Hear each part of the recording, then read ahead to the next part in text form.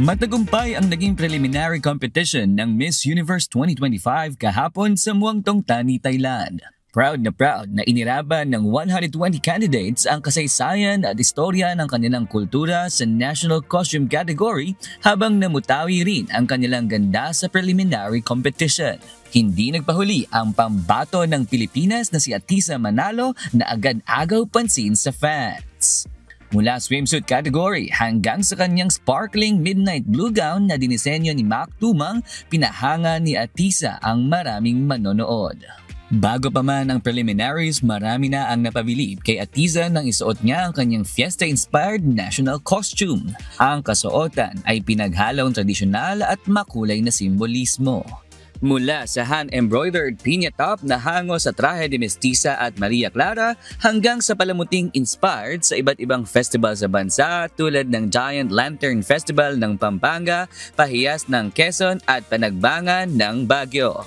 Sa kanyang Instagram post, inilarawan ni Atisa ang costume bilang isang living symbol of beauty, grace, and cultural pride. Dahil sa husay na ipinakita ni Atisa, marami sa Filipino fans ang napabilib sa kandidata. Sa social media, trending ang naging performance ng Filipina Beauty Queen at bumuhos ang suporta sa kanya. Embodiment of the universe aura, ganito kung ilarawan ng isang netizen ang naging performance ni Atisa sa prelims. Sobrang Latina naman para kay Yuli ang soft at demure vibes na ipinakita ng Beauty Queen. Sa post naman ni Wendy Maximoff, sinabi nitong corona na lang ang kulang sa pagrampa ni Atisa.